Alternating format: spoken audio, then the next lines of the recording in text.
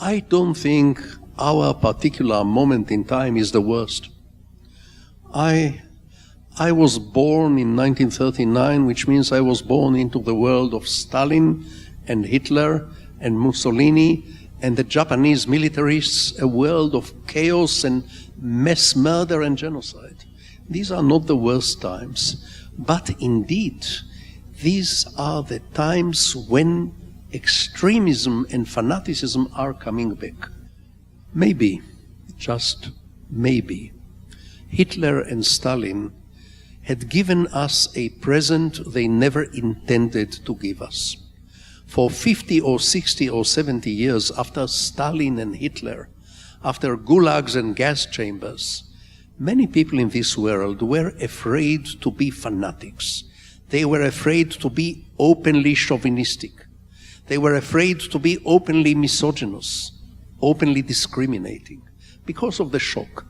Now this present from Stalin and Hitler is reaching its expiry date, and things are going back to the dark sides of human nature.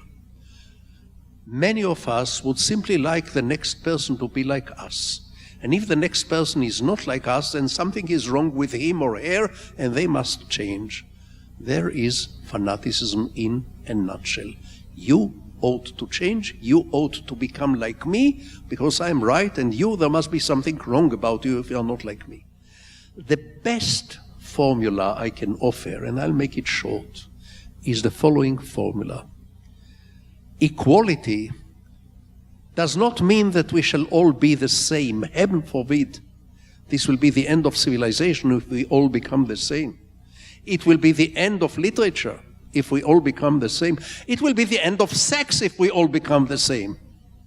No, I think equality means that every human being has an equal right to be different. Equality means that every civilization has an equal right to be different. Every gender should have an equal right to be different. Every faith, every group, every movement should have an equal right to be different, by which I don't mean never try to influence other people. Yes, try to influence other people. You want to try to convert them, try to convert them. You want to try to persuade, try to persuade. You want to try to seduce, God bless you. I wish you a very successful seduction. Just one thing, don't try to turn the other person into a copy of yourself, into a replica of yourself, because this will be the end of everything. This will be the end of life, the end of eros, the end of diversity, the end of creativity. Yes, influence other people. No, don't try to make them or to force them to become a copy of yourself.